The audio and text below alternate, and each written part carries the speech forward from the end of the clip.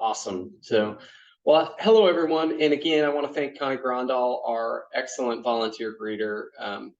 She does a wonderful job. She's done this many times for us. And if you're interested in helping out with these online events or otherwise volunteering with us, you can always visit aarp.org/I want to volunteer. That's I want the number 2 and volunteer, and let us know. We'd be happy to have you as a volunteer. And it looks like Wendy actually put that in the chat, so you don't have to go searching for it as well. For those of you who don't know me, my name is Josh Yaskovic. I'm the state director for AARP in North Dakota, and I'm so glad that you've joined us for the virtual presentation, Grandparenting in the Now. For more than 60 years, AARP has been working to better the health and promote the health and well-being of older Americans.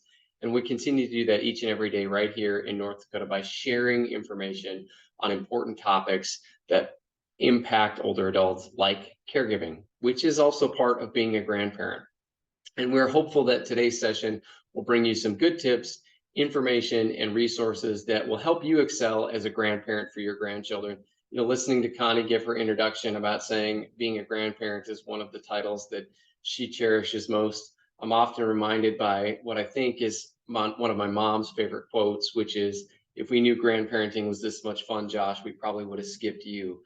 And I had to remind her, I'm not sure that's how it works, but I know from their experience in watching my kids interact with grandparents and my own interactions with my grandparents, how important grandparents are in the lives of grandkids and how you want to do it. A couple of things before we get started. In the interest of sharing resources, there is an article from aarp.org that I don't think anybody else has this, but I'm going to put it in the chat, and then someone from Marnie or Wendy, you'll have to send that to the rest of the group because I can't do that. AARP has a grand family's guide to getting started and tips and ways to help be a good grandparent, especially if you're ever thrust into the role of being that primary caregiver. This is a resource for you all that we wanted to make sure we share. We also know that many of you might be grandparenting grandchildren or helping take care of grandchildren and also providing care for an older adult or loved one, doing that labor of love we call family caregiving in North Dakota. And perhaps you're one of the 62,000 North Dakotans that are doing this every single day in North Dakota. And we'll talk more about some of those resources a little later on today. So before we get to the heart of the matter, and before I turn it over to the two guests that are on the screen today, I want to make sure you note a couple of Zoom features. The first of which is we're doing today's presentation as a Zoom webinar, which means your cameras will be shut off, your microphones will be shut off. Hopefully you're able to hear and see us, and that we did do some testing. And if you got a chance to see our back-end technical introduction, you'll see that it's not always smooth. That's part of the ride of doing this, but we want this to be interactive today. And so on the bottom of your screen, you should see two bubbles and it says Q&A. We want you to use that, and we encourage you to use that to ask questions during the program. We'll then address as many questions along the way as we can. I know Katie and Cassie have planned spots to stop and address questions when we get to that point in time. So we'll do that. So please make sure you find that Q&A button, and we'll do that there. And then a final reminder, this program is being recorded. We will post it to the AARP North Dakota YouTube channel later this week for you to go back and rewatch it at your convenience. So with that, our guests have already joined us on camera. I want to, and it gives me a great delight to introduce two experts and two very great community partners in the Bismarck-Mandan community, Bismarck-Burley, community from Bismarck-Burley Public Health. We do a lot of work with Bismarck-Burley Public Health on a number of activities, including Bismarck-Burley Public Health was part of the first community challenge grant we ever awarded in North Dakota. Seems like just yesterday, but that was a while ago, Katie. And so I'm pleased to welcome Katie Junkie and Cassie Geithman from Bismarck-Burley Public Health. Welcome, Katie and Cassie. Tell us a little bit about yourselves to get us started. Thanks, Josh, for having us today. We are excited to be here. So I'm Katie Junkie. I'm the Nutrition Services Coordinator for Bismarck-Burley Public Health and a registered dietitian. But basically, I work in the community to make Bismarck and Burley County a better place to live for all, focusing on the built environment, educating, working with preschoolers up to older adults, anything that we can do to naturally make it easier for health and well-being. And so I cover a lot of different areas and often partner too internally within our health services. And I'll turn that over to Cassie shortly, but to support maternal and child health. And with that comes the grandparenting piece and supporting infants, children, and so on. And so I'll turn it over to Cassie and share her role that she does for Bismarck Burley Public Health. Hi, thanks Josh for having us. My name is Cassie Geithman. I coordinate the maternal child health programs here at Bismarck Burley Public Health. So newborn home visiting, lactation support. I also coordinate our child injury prevention. So car seats and safe sleep programs here at Bismarck Burley Public Health. Awesome. Well, I'm going to get out of your way, but before I do, I just want to give you one more reminder for those of you watching. If you have questions, use that Q&A button along the way. It's two bubbles at the bottom of your screen. It says Q&A. Please put your questions in there and we will address them as we go along. With that, I'm going to turn off my camera, sit back and listen and learn myself. And Katie and Cassie, it's all yours. All right, thanks very much. All right, everyone, just hold tight as we transition from to our presentation. And we are going to also turn our cameras off just for when we're co-presenting on one, it's logistically easier to kind of move back and forth. So we're going to do that. And then at the end, we'll turn on our cameras too if there's questions so you can see us.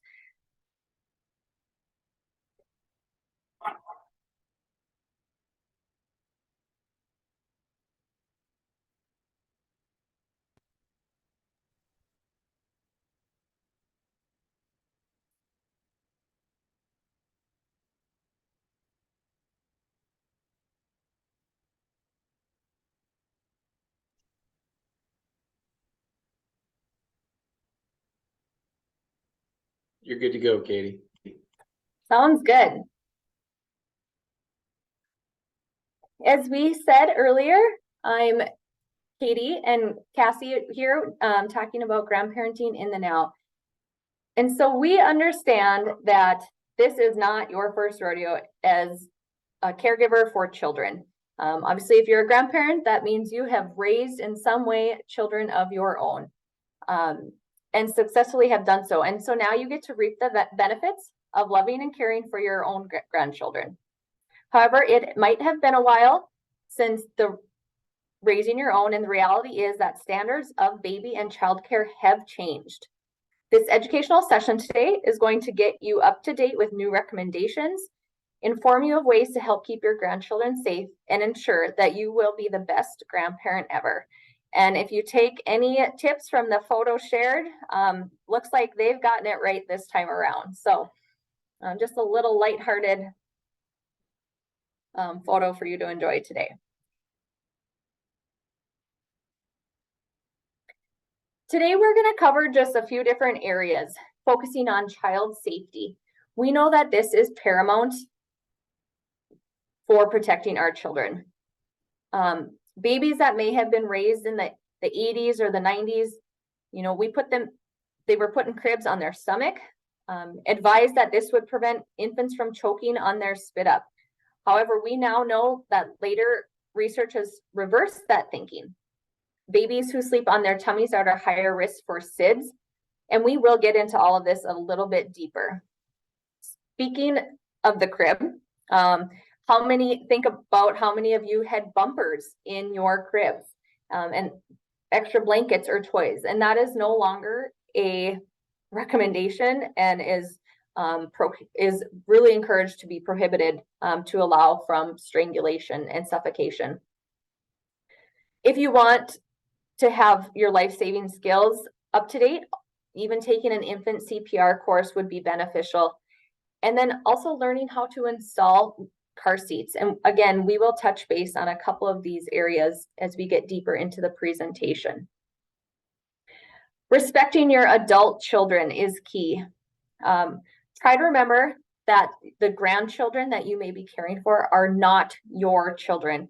And so it's imperative to respect your adult children and what they are trying to do to raise their children. Unless you believe that your grandchild is in actual danger, it is best to keep some of those thoughts to yourself. And it might be hard because you do want to offer your input, your thoughts in a respectful way. And there is a right and wrong way to do that. And so just really thinking about what that looks like with your relationship. And it might be a little bit of, caution as you're navigating those conversations, because you are going to want to input your advice. But sometimes you might have to take a step back.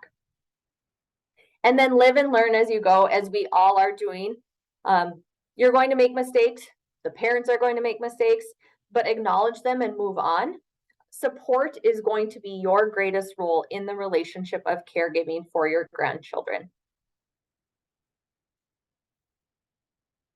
So now as we get into it, I'm going to turn it over to Cassie to talk on safe sleep. Okay, when we're discussing safe sleep, SIDS is the sudden unexpected death of an infant under 1 year of age that has no known cause after a full investigation. It is one of the leading causes of death among babies a month to 1 year of age and occurs most commonly between 1 and 4 months of age. Other sleep-related causes of infant death include suffocation, entrapment, and strangulation.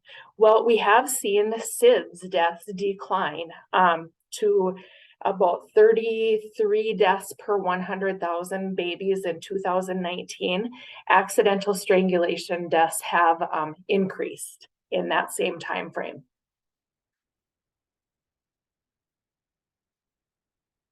So this is what a safe sleep environment looks like. We want a safe crib, a firm mattress, tight-fitting sheet, and no loose blankets, stuffed animals, bumper pads, other accessories in the crib. What this baby is wearing is called a sleep sack. So it's basically a wearable blanket that's safe for the sleep environment. So as a grandparent, what can you do to keep your baby or your grandbaby safe while they're in your care? Always, always place the baby to sleep on their back. Even after babies can roll on their own and they roll to their tummy to sleep, we as caregivers always want to place them on their back. And like we talked about in the previous slide, no soft objects, toys, bumpers, loose bedding under the baby or over the baby. That firm, flat sleep surface. So a good, safe mattress or a pack and play is appropriate for sleep. Other items like swings, car seats, those are not safe sleep spaces for babies. We don't want to use any old hand-me-down cribs or drop side cribs. We don't always know, what is in the paint of older cribs. They can be high in lead. We want to keep the cribs away from windows where there could be cords from blinds. And per the current recommendation, never want a baby to sleep with an adult in a bed, in a recliner, or on a couch. We always encourage no smoking around pregnant women or babies, and we don't want babies getting too hot during sleep. Old wives' tale is always about bundle the baby, wrap the baby, and babies actually being too warm during sleep puts them at higher risk for SIDS.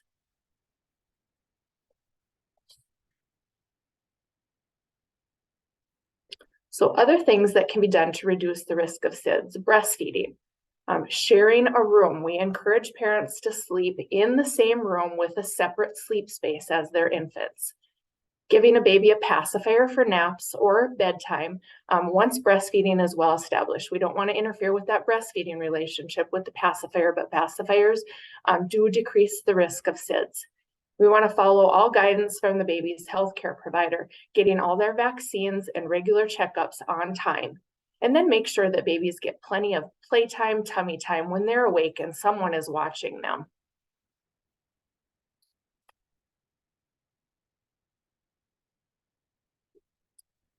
So when we're talking about safe sleep, we think back, head, direction. So always place the baby on their back. Head, adjust their positioning. Head at the head end of the bed, one sleep time, foot end of the bed, the other sleep time. and lots of playtime and tummy time while they're awake.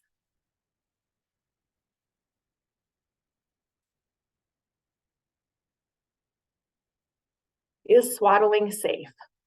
Swaddling is safe as long as a baby can't roll over on their own.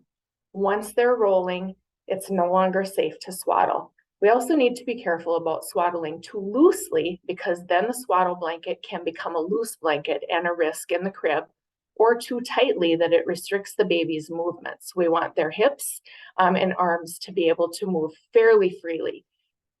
And then be careful for overheating the baby, and make sure you can still identify early feeding cues.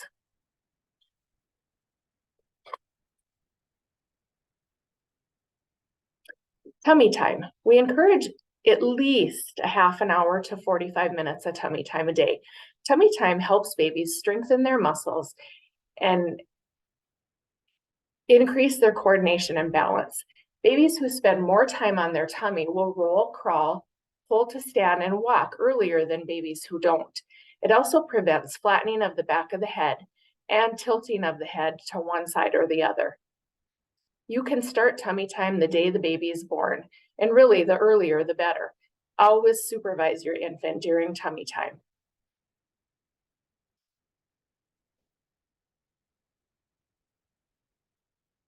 Now let's talk a little bit about breast milk and breastfeeding and why breast is best for baby.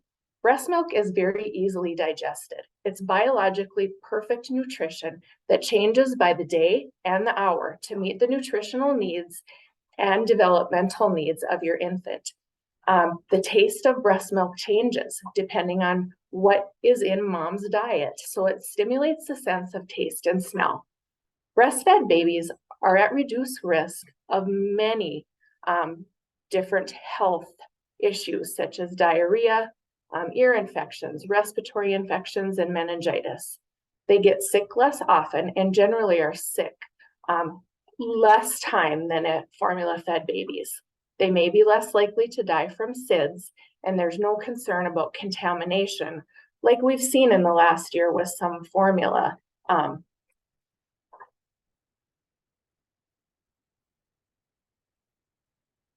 Breastfeeding can also reduce the risk of asthma, allergies, including eczema, diabetes, some forms of cancer, including leukemia and Hodgkin's disease, reduces the risk of childhood obesity and inflammatory bowel diseases.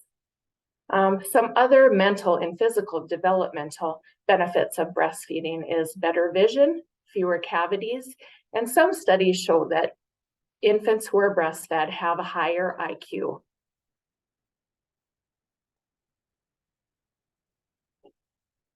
There are many benefits of breastfeeding for moms also. It's convenient and economical.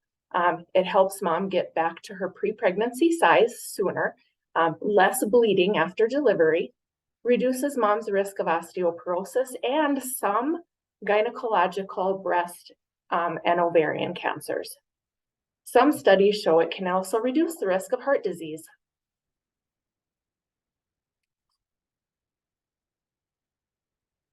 All right, as we segue to getting what has changed, are there any questions currently that we can address? There do not appear to be any questions thus far, Katie, so I think you're good. Just another reminder for those watching, if you have questions, use that Q&A function. As Katie noted, they'll stop at predetermined times. So I think we're good so far. Sounds great. Thanks, Josh. So as we get into a little bit more as to what has changed, this slide summarizes it a little bit easier, as Cassie went through a plethora of information. And what we want you to glean from that is, what were the nuggets that maybe prompted you to think, oh, that's not what I did with my child?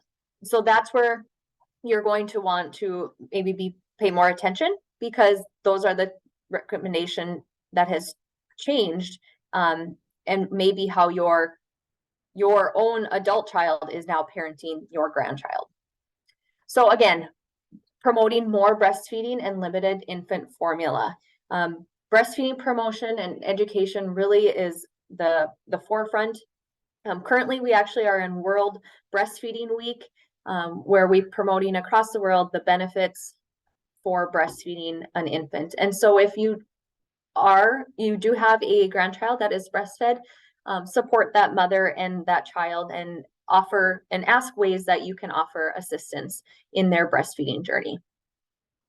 Feeding on demand is now a recommendation 8 or more times each day when the baby shows feeding cues. There is no set feeding schedule.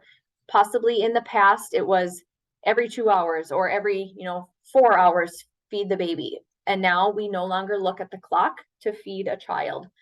It really is those signs of hunger in an infant or a baby. And if a baby is cluster feeding and wants to eat every 15 minutes, that's okay. And so it really is encouraged to feed on demand. And so again, being aware of that and supporting that feeding practice. Respond to the baby quickly. There is no more crying it out. I know that at times that has been a method of parenting or raising, but if your baby or grandchild is showing those cues, there's a reason. And so recognizing that and being in tune with what those cues mean. Minimal pacifier use when awake. We did mention that during nap or nighttime, so during sleep time, it is encouraged for SIDS reduction. This is minimal use when awake. So during active play, just being alert during the day that we don't encourage a pacifier. It's less babysitting and more bringing baby along, meaning where mom goes, where dad goes, the baby just comes along. So to the grocery store, out for a lunch date. In some scenarios, even to the movie theater, babies have been able to come along. And that is the practice, because if baby is there, mom is able to feed more regularly and respond to those cues. So there's less of leaving them with a sitter or extended family member. And then continuing to breastfeeding while employed by using a breast pump at work. Oftentimes in the past, we saw once about that 6-week marker came for a mother to return to work, she quit breastfeeding. And now there's so much support and resources available for work sites and for employers and employees to help them continue to breastfeed at least to 1 year if desired by the mom and baby. And so that is what we're working on too in the community, is how we can support the employment piece and mother and child. And so those are some of the key things that have changed since maybe you have cared for a child. So what can you do to help as a grandparent? You can bring the baby to mom for feeding. So instead of offering to feed with a bottle, if she is breastfeeding her child, just offer to pick up the baby and bring to feeding. You can offer to change diapers. Watch for those feeding cues. While baby is, laying or alert, just watch that way. You can burp baby. You can take them for a walk, rock them, swing, and of course you can just cuddle them, which is probably the best perk about being a grandparent. You can help with household duties in the kitchen, in the bathroom, cooking meals, anything that just takes a little bit of a workload off that mom and that mother, and while she's caring for her child. You can help bathe the baby, taking care of other children, allowing the mother time to rest and bond with her baby. And then finally, and the most important, if you take anything away from today's presentation, is just be supportive and encouraging in your child and grandchild's upbringing here in the first few years of life. That your support really is key and is really encouraged and welcomed by the family. So we've mentioned feeding cues a few different times. And so what exactly does that mean and what to look for? So feeding cues, when we're talking about a breastfed baby, especially, sucking on tongue or lips during sleep, sucking on fingers, moving arms and hands toward their mouth, starting to fuss or fidget while sleeping. So some like kind of little bit of the wiggles going on, turning head from side to side. And finally, crying is actually a late sign of hunger for a baby. So we want to try to reduce the time to get to that crying stage. If they're crying, it's too late. And we need to calm the baby then before feeding. And so all of these signs are things to look for, like, oh, I think baby's starting to get hungry. So if you are caring for a grandbaby, this is more too, again, at the infant and newborn stage, you'll really see these signs. And obviously as a baby starts to age, some of these do go away and you're able to see some more of the traditional signs of hunger.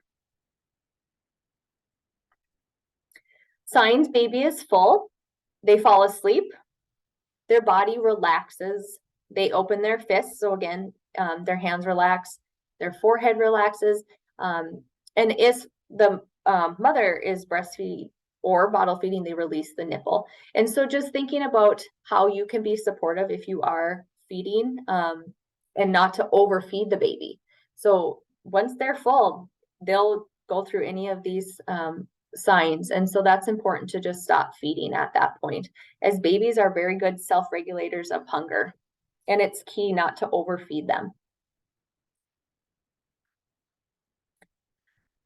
When we're talking about thawing and feeding expressed breast milk, so if you do have a grandbaby that is breastfed, there are some food safety rules that go into using breast milk.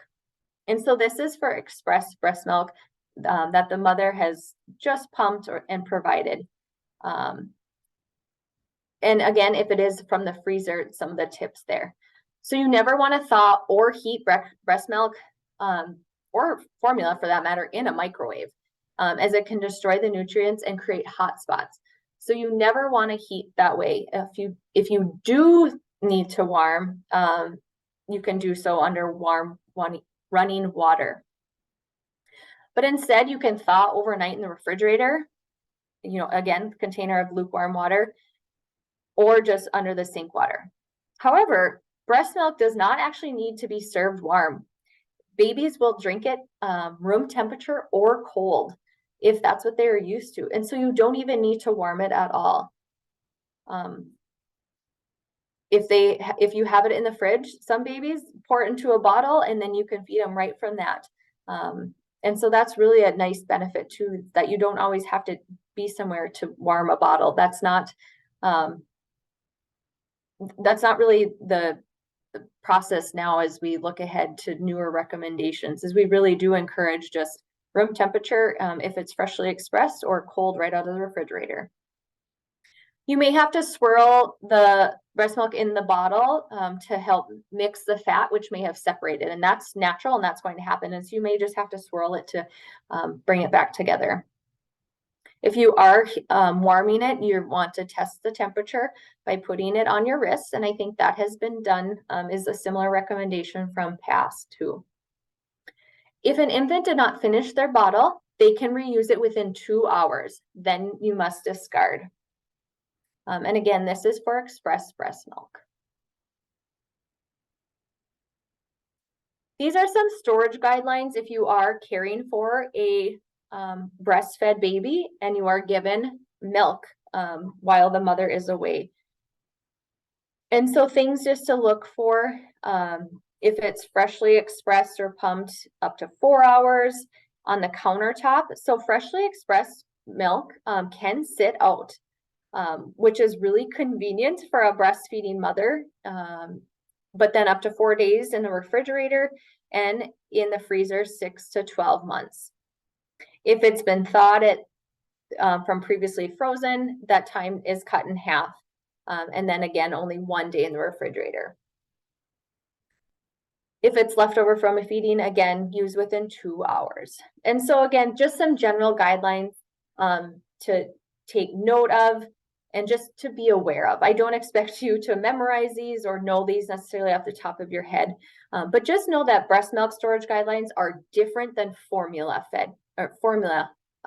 milk guidelines. And so that's really important to just know to keep babies safe. So if you are caring for an infant or a baby, encourage mom to feed the infant prior to leaving and picking them up. So again, if they're dropping off baby to have an outing, support that mom and encourage them to feed, to come a little early to feed, or feed before they leave. Breast milk amount varies by feeding, but anywhere from 1.5 to 4 ounces. Again, breastfed babies, you don't necessarily know how much they are taking from the breast. And that's where those cues come in, are so important.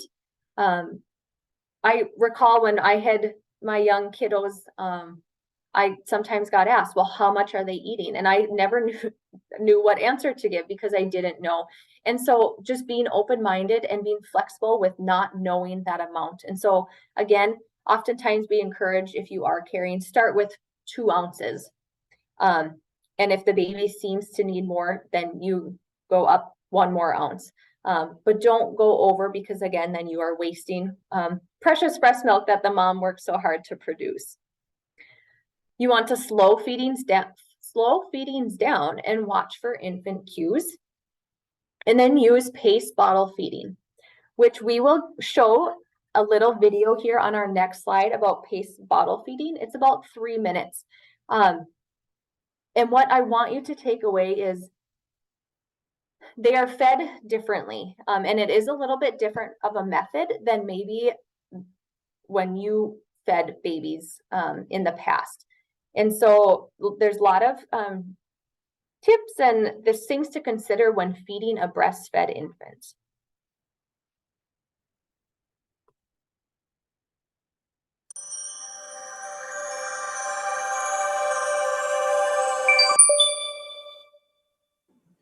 We don't recommend feeding babies with a bottle while they are lying on their backs because they are more vulnerable to overfeeding and tend to lose control of the flow of the bottle.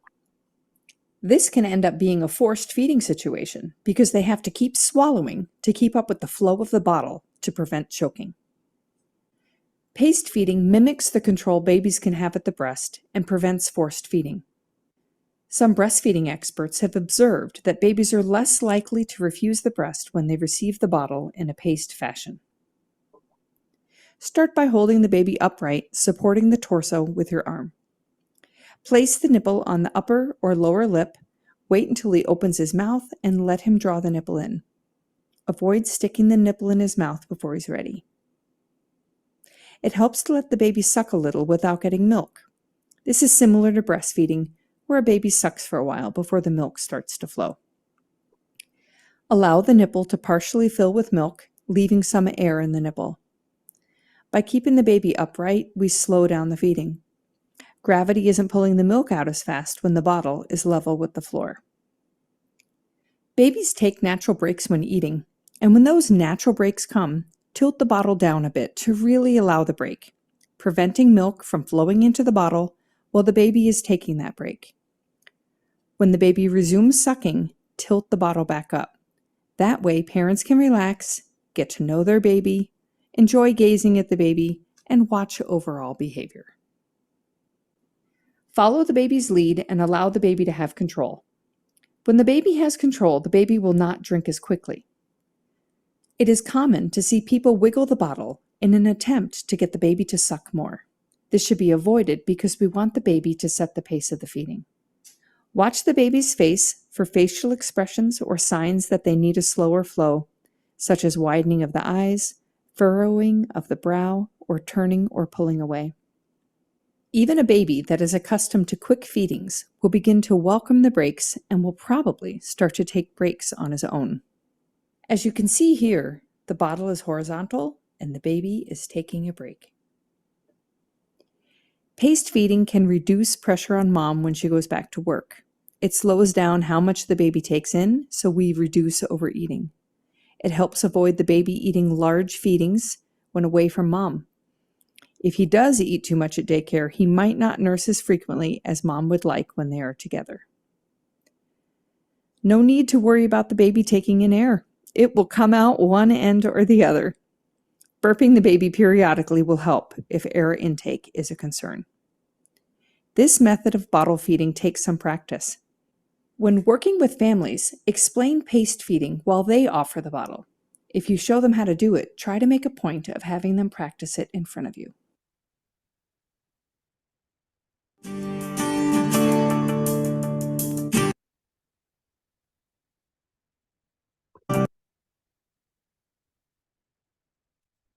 The benefit of paced bottle feeding for the breastfed baby is it more closely mimics the natural maternal letdown of milk. So it decreases the instance of infants being frustrated when they're breastfeeding from that slower letdown of milk, and having infants prefer the bottle because it's a faster feeding method. Oh, so when can solid foods be introduced? The Academy of Pediatrics recommends that foods are introduced after 6 months of age, and that recommendation has changed a few times over the years. It used to be, 3 months, 4 months, way back when, put cereal in the bottle. Now we want to wait at least to 6 months of age and for developmental signs that that child is ready to start solid foods. Those being, sitting well with little or no support, having good head control, and being able to open their mouth and, look interested in taking food. What to start first has all definitely changed multiple times over the years. It used to be rice cereal and then vegetables. Now really any food can be used to start introducing solids. Some families still introduce purees. Some families do a baby-led weaning where they're offering more solid foods for the baby to just pick up and play with and lick and feel with their lips. We do recommend only introducing one new food every 3 or 4 days. So if there is an allergy to a food, those parents are going to know exactly which food that was that caused that reaction in that child.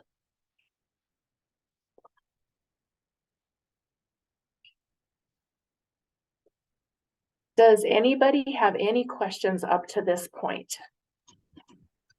We do have one question, Cassie, and it actually comes from earlier. And one of our guests wants to know, at what age is it safe for a child to have a blanket in the crib? We generally recommend not until after 2 years of age for blankets and pillows. Excellent. And then there's actually a second question, and I think you mostly addressed this, but I think to reiterate it, we were taught that babies shouldn't suck on a bottle nipple that doesn't have milk in it because it would cause gas. Is that no longer the case? That is no longer the case. Perfect. Those are the questions we have thus far. Just another reminder, if you do have questions, please use that Q&A function, and I'll turn it back to you, Cassie and Katie. Thank you. Okay, now we're going to move on to child passenger safety or car seats. If any of our audience has older children in their 30s, you might have a few shudders when we talk about what the new current recommendations are. So road injuries are a leading cause of preventable death and injury to children. Correct child seat usage can reduce the risk of death by as much as 71%, and 3 out of 4 car seats are not installed or used correctly. In Bismarck, Mandan, we do have a weekly checkup held at Stan Pucklich, not weekly, monthly, excuse me, that you can get professional assistance to install a car seat in a vehicle if you are transporting your grandchild. So North Dakota's child passenger safety law requires that all children younger than 8 years of age are required to ride in a child restraint, so either a car seat or a booster seat. And they must be at least 4'9" and 8 years of age to use a seat belt in a vehicle. Children 8 to 17 must be restrained with a seatbelt and preferably in the back seat if they're under 13 years of age. The penalty for violating this law is a $25 fine and a point against the license of the driver of the vehicle. Municipalities can double that. So if you're pulled over in Bismarck city limits, that fine is actually $50 and 2 points against the license of the driver. So best practices for car seats. Children younger than 13 should always be in the back seat. Kids are not safe in front of airbags, so the back seat is really the safest place for them. Rear facing car seats. So you probably see these as, you know, like a handled seat that parents carry around the mall or into restaurants, or a rear facing seat that's installed in the vehicle and stays in the vehicle. So the recommendation is to keep kids rear facing until the upper weight or height limit of their seat allows. So when they outgrow the rear facing handled carrier, they go into a rear facing convertible seat in the vehicle. The weight limit on a lot of those convertible seats is 40 to 50 pounds. When children outgrow the rear facing weight or height limit of their seat, then they can be turned forward in a harnessed seat. And the weight limit on many forward facing harness seats is 65 pounds. Some go higher, but the majority is right around that 65-pound point. We really encourage to not turn children forward facing before the age of 2. And many kids can stay in that rear facing seat much longer. My oldest granddaughter is 4.5. We just turned her around not very long ago. Once they outgrow the harness weight limit on their seat, then they can move into a booster seat.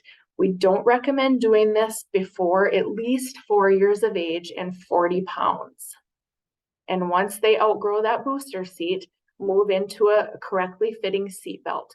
So we want that seat belt to fit low across the thighs and snug across the shoulder and chest, not across the stomach or across the neck.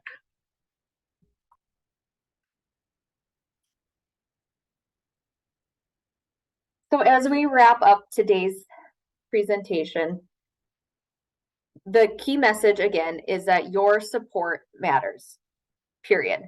That's really the role that we want you to have in the relationship between your adult child, your grandchild, and understand there may be some variations in parenting, and that's okay. And so again, just supporting that role with one another.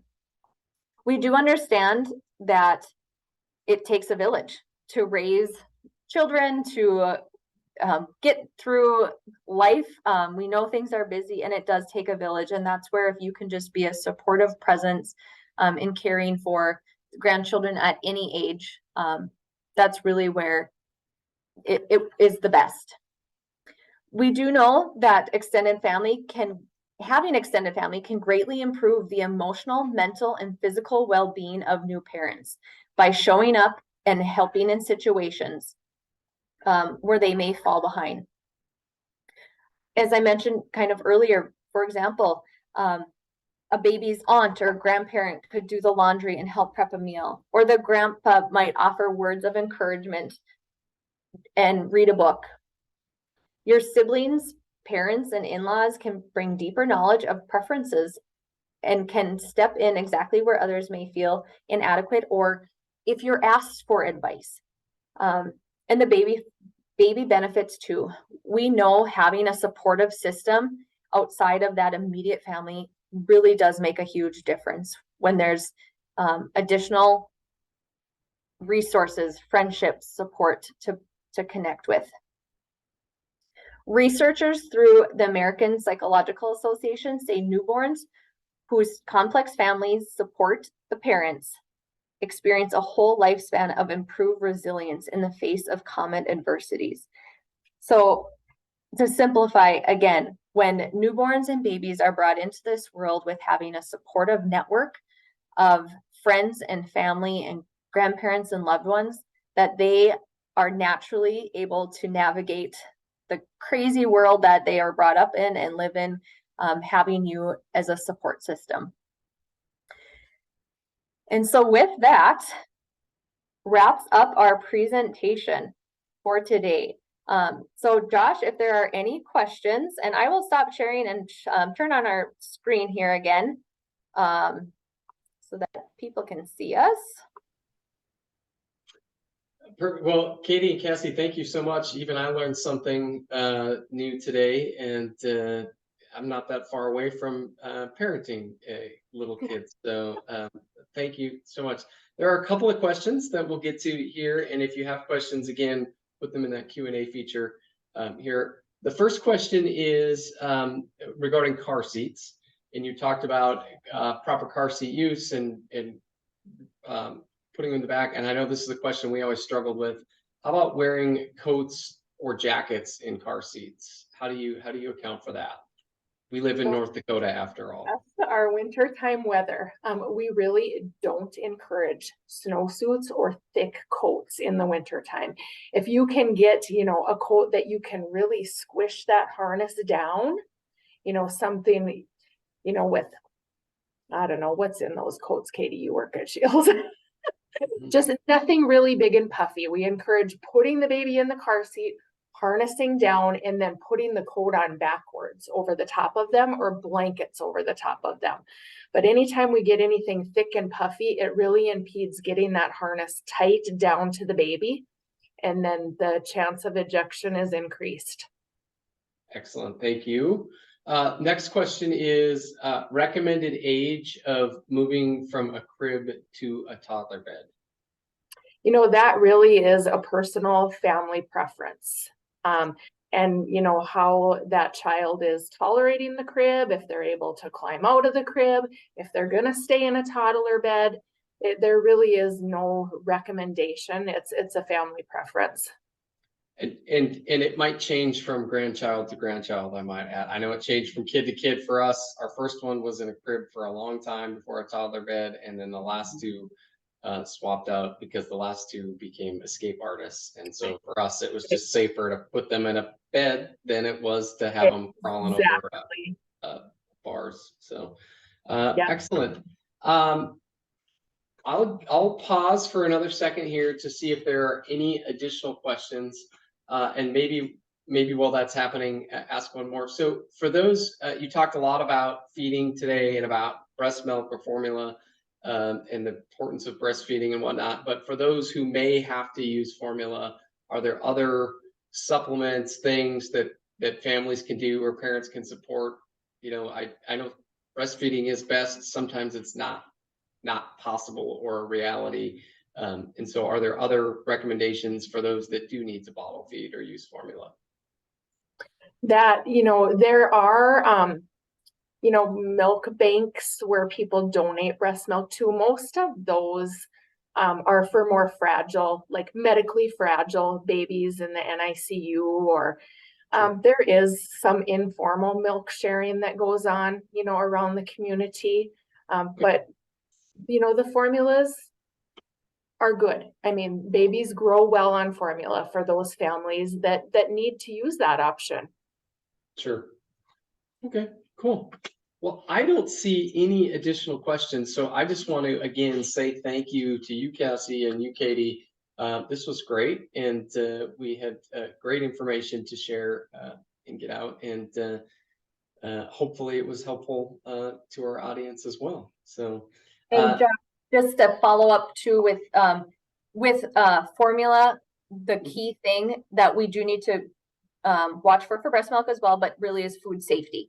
And so really following the recommendation on the canister, the container, and follow those very specifically, because they don't have the healthy bacteria that breast milk has. And so being able to, you can't leave it out as long, or you can't leave it in the fridge as long. So there's some of those things that you just have to pay a bit more attention to in terms of a food safety support. And then I just want to add for the question regarding transition from crib to bed.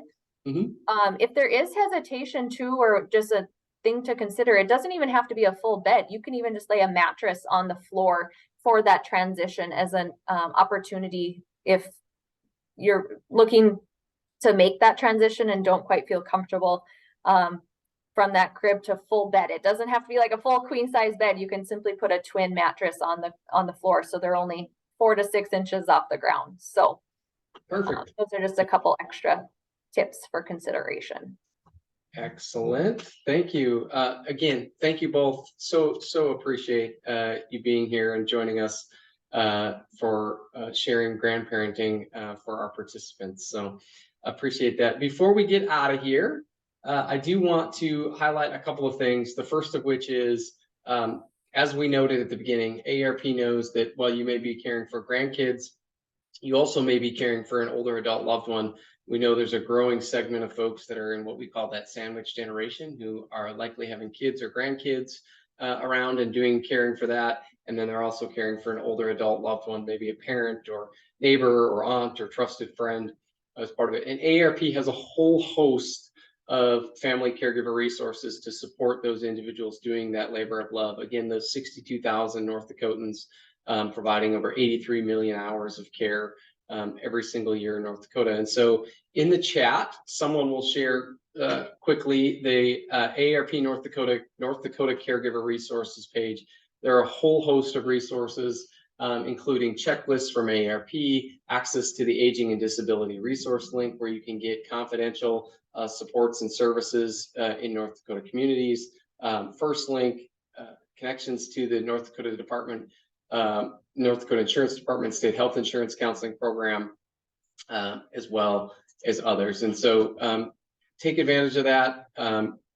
Check it out. If you are caring for a loved one or you know someone who is, please share it. They're free of charge. That resource is free of charge, and we'd love for you to use it as part of it. So Wendy put the national caregiving one in the chat, and then I just sent the link that they'll post for the North Dakota specific caregiving one as well. The national one's great as well, but the North Dakota one will take you to that.